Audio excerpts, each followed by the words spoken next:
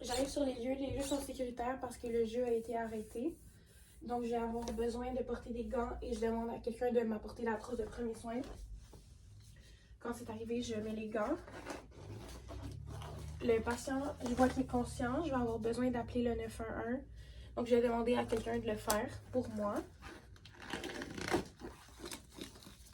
Après ça, je vois qu'il y aurait risque de trauma crânien. Donc, je vais demander au patient de se coucher en décubitus dorsal et on va immobiliser la tête.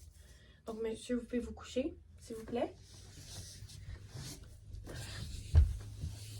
Donc, pour immobiliser, on va soit immobiliser entre les cuisses ou sinon en tenant les trapèzes et en fixant les avant-bras de chaque côté de la tête. Donc, le consentement est nécessaire.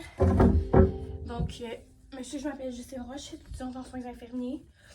Est-ce que vous me laissez vous aider ce soir? Oui. Parfait. Donc, pour la délégation des tâches, je vais demander à quelqu'un d'immobiliser la tête pour moi.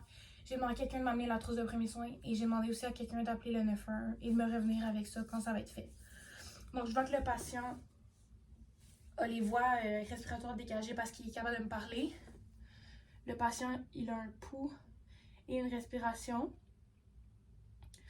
On n'a pas besoin de faire le D, donc on n'a pas besoin de faire les signes neuro, Gazlo et Perla. On n'a pas besoin de faire vite et Cincinnati non plus.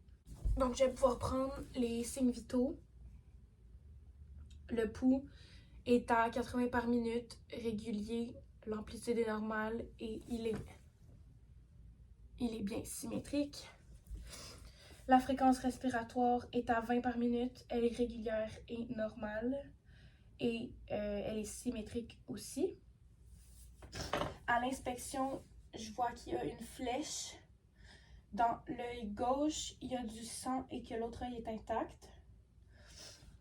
Donc, est-ce que vous avez d'autres symptômes, monsieur, en ce moment-là? J'ai mal, j'ai peur. Vous avez mal, vous avez peur? Oui. Est-ce que vous avez des allergies? Non. Est-ce que vous prenez des médicaments? Du Concerta. Ok. Est-ce que ça vous est déjà arrivé quelque chose comme ça? Non. Est-ce que vous avez eu d'autres incidents médicaux dans le passé? Non. Parfait. C'est quoi la dernière chose que vous avez mangé, monsieur? Un burger. Parfait. Puis c'est quoi qui a causé ça en ce moment-là? Pourquoi? Je joue au dard puis je l'ai mangé dans l'œil. Ok. Fait que dans le fond, est-ce que vous savez pourquoi? Pourquoi quoi? Pourquoi vous avez la flèche là? Mike me l'a lancé dans l'œil. Ok. En ce moment, est-ce que vous avez de la douleur? Oui, j'ai peur aussi. Ok. Vous avez mal à combien là, sur 10 si vous pourriez évaluer là? 8.5.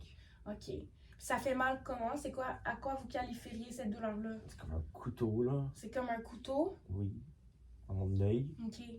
Là, ça vous fait mal où exactement? Dans mon œil. Est-ce que ça va ailleurs ou ça c'est vraiment un point distinct? Dans mon œil. Ok, c'est vraiment juste à l'œil. Oui. Est-ce que vous avez d'autres symptômes en ce moment? J'ai peur. Vous avez peur? Puis vous avez mal? Dans l'œil. Ok, je vois aussi qu'il y a du sang. Ça fait combien de temps là, que vous avez mal comme ça, monsieur? 5 minutes. Là. Ok. Est-ce que vous êtes anxieux? Oui. Ok. Ça vous stresse? Oui. Ok. Le CCM spot n'est pas nécessaire dans cette situation-là. Je vais pouvoir passer au premier soin. Donc, pour le premier soin, je ne vais pas enlever l'objet. Je vais le laisser. Puis, monsieur, je vais vous demander de fermer les deux yeux, s'il vous plaît. Merci. Donc là, je vais pouvoir mettre des compresses humides, froides et trouées au centre. Alors, je prends ma compresse et je vais la trouver au milieu.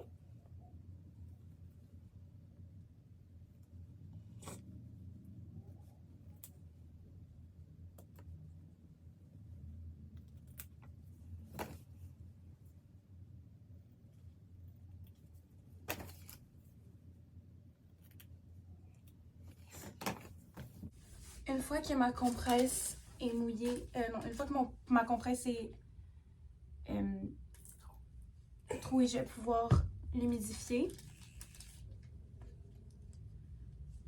et placer autour de l'œil. Donc là, inquiétez-vous pas, monsieur, c'est un petit peu froid, c'est normal. L'ambulance s'en vient, ils vont prendre soin de vous. Dites-moi si je vous fais mal. Non, c'est correct. Donc là, une fois que les compresses humides sont placées, je vais pouvoir placer mes cleans en étage jusqu'en haut de l'objet.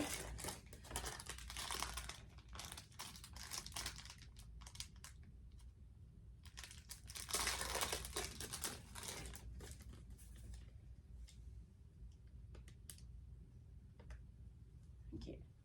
Donc, je suis chanceuse, là, j'ai juste besoin de 2 cleans pour que ça remonte jusqu'en haut. Pouvez-vous les tenir, s'il vous plaît, monsieur, pour moi? Comment?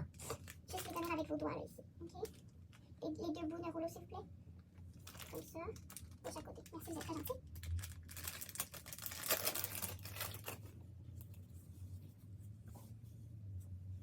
OK, c'est bon. Bon, merci, monsieur.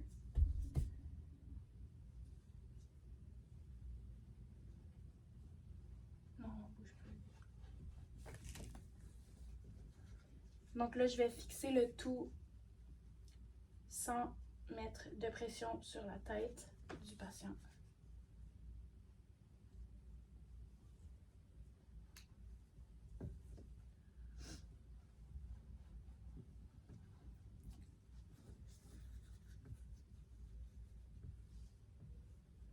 Et voilà. Et je vais pouvoir aussi fixer avec du tape pour les soins.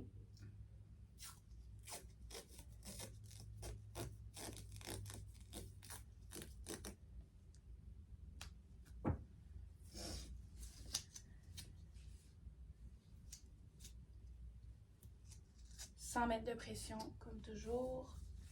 Voilà. Donc là, monsieur, ça va juste être vraiment important de ne pas gratter la plaie. Ok. Puis, est-ce que vous avez envie de prendre des Tylenol? Oui, s'il te plaît. Vous pourriez prendre ça si vous voulez. On va pouvoir vous en emmener. Donc là, je pourrais demander à quelqu'un d'aller m'en chercher s'il y en a de disponibles. Oui. Donc là, je vais juste faire une petite précision. J'ai fait les soins comme s'il y avait quelqu'un avec nous, mais vu que c'est fictif, si j'avais vraiment personne, j'aurais pu immobiliser la tête avec des serviettes ou quelque chose que j'aurais trouvé dans le bord où ça s'est passé, afin de stabiliser la tête pendant que je fais mes premiers soins, si j'avais vraiment rien d'autre. Donc ça leur a donné quelque chose comme ça. Lorsque les ambulanciers seraient là, j'aurais comme tâche de leur faire un compte-rendu de la situation. Je leur parlerai que le patient a été immobilisé, qu'il a été mis en décubitus dorsal.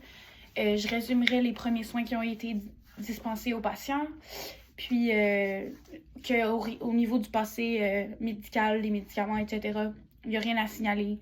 Puis la douleur aussi, qui est assez élevée. Aussi que le patient a reçu Tylenol avant de partir. Voilà.